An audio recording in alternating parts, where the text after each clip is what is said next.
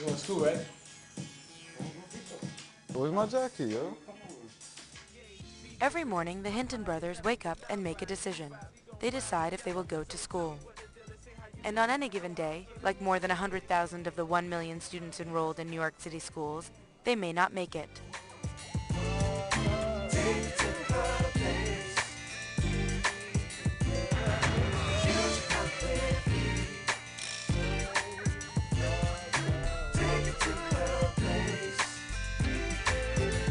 And I'm seeing a treasure. Me and you sliding together. I'm a vision, lights and candles, nights that's special.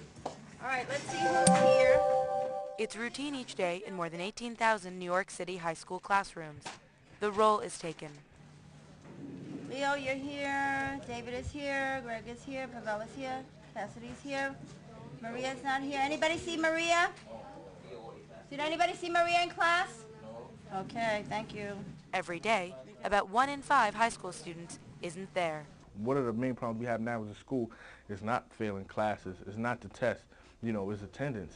My attendance level really messed up in high school because, like, freshman year, Hooky, almost third period came. I was out the, like, after third period, I was out that door. When you're doing it, it's like, oh, cool, you know, we could do anything we want now since we're not in school, you know. And then you go home at school time, your parents never know what you're doing. The problem has not gone unnoticed. City officials are fighting truancy on the streets and in the schools with new programs designed to stop kids from playing hooky. I'm asked all the time, like, what's a typical truant? Well, there is no typical truant. 90 to 95% of the hardcore criminals in the United States were truant. Truancy is a national problem, with hundreds of thousands of children skipping school, and New York City is no exception. There are no easy solutions. The kids will tell you that.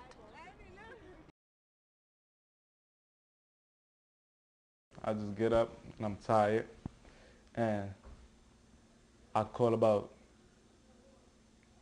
3 friends at least, know what I mean, and I check which one is going to school, I check which one's not going to school. And the ones that's not going, I just go to their house. 10th grader James Hinton misses school routinely, but his brother Stefan is more focused. I mean, no one's perfect. I mean, school, sometimes I'll be like, oh man, I don't want to go. Sometimes I get there late, but I'll go. 15-year-old James and 17-year-old Stefan go to different high schools in Brooklyn, New York. They live with their mom and older brother Steven. You feel like your foot can't, you got your feet pulled up? Steven is 20. Like 1 in 5 New York City kids, he dropped out of school. That was 3 years ago, shortly before he became a father. Before that, Steven says he didn't go to school much anyway. I used to be in my math class. That was my favorite class, math. And Joey used to come knocking on the window. And I used to get up and walk right out of the class. Steven's girlfriend and 3-year-old son also live with the family. He's been in and out of work over the last 3 years with 13 jobs, mostly in plumbing. Sometimes he relies on his mother, Lorraine Morgan, for financial support. But Steven, he didn't graduate high school, but he's very smart. Steven goes to the supermarket and adds the groceries up for the whole month in his head. I mean, his mathematical skills are outrageous. And right now it's kind of like hard for him to find a job. I don't knock him. You know, I know what it's like when you don't have work. But I told him, as long as you're here, you do what, you know, help around the house and watch over your brothers. She's a single parent who works the night shift as a nurse's assistant at a mental hospital. I'm off for my journey. She has a 4-hour commute to work, and because she can't always be there, the boys look out for each other, says middle brother Stefan. My father died when I was 14. You know what I'm saying? My mother and my father broke up when I was young. My father left. It hurt me. And my older brother was my father figure. I always looked up to my older brother. Older brother Steven doesn't want his brothers to follow in his footsteps. He wants to make sure James and Stefan graduate. I see my brother, like, he messed up in school. You know what I'm saying? Basically, he had cut, you know what I'm saying? Did the usual, as some kids do. And he had a kid at a young age. And my brother, he faced it like a man. He did what he had to do. But Stefan and Steven worry about their youngest brother James. I worry about my brother in the sense of streetwise. I don't want my brother to end up in the street. James, I gotta keep track of James. James is the outcast. You know what I mean? sometimes I think he do things before he actually thinks. Man, I done did the same damn thing. You know what I mean? The same exact thing you just did. I done did it before. And I know the excuse you're giving me because we think alike. He pushes James to go to school. I don't want to see him not finish school. Even if he don't like it, hell, just finish it for me. You know what I mean? Just do the job and get it over with. And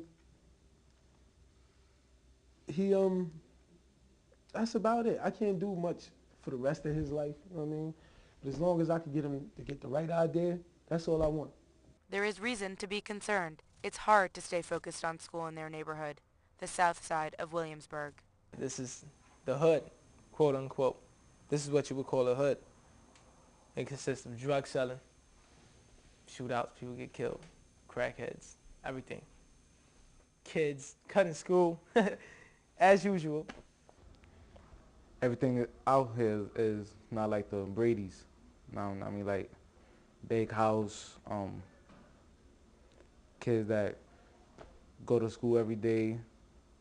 It's not like that. It's kids walking around smoking weed. You see people smoking, like, I don't want to say like crack and everything, you know what I mean? And it's just hard around here. And every morning when James wakes up, he makes a choice. If I leave after 8 or something, everybody's outside, and everybody always stops me. They be like, oh, James this, James that. And then I don't want to keep just like walking past them. It's a habit. It's an everyday habit. When James skips school, he runs the risk of getting caught.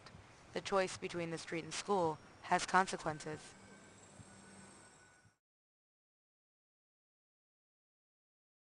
So the cops pull us over. I was going to run, but then a paddy wagon came, so I was like, I'm not going to run or nothing. At 9:20 a.m., February 13th, James was picked up by police a block from his house in Brooklyn and taken to one of New York City's 12 truancy centers. Weekdays during the school year, the police run truancy sweeps like this one and pick up kids 6 to 17 years old who are skipping school. Before 1998, most kids picked up were taken to a precinct or the closest school. Brooklyn District Attorney Charles Hines changed all that. The truant would be brought back to the school, and we heard many stories when we were creating our design of children being dropped off at the front door and leaving through the back door. They had no way of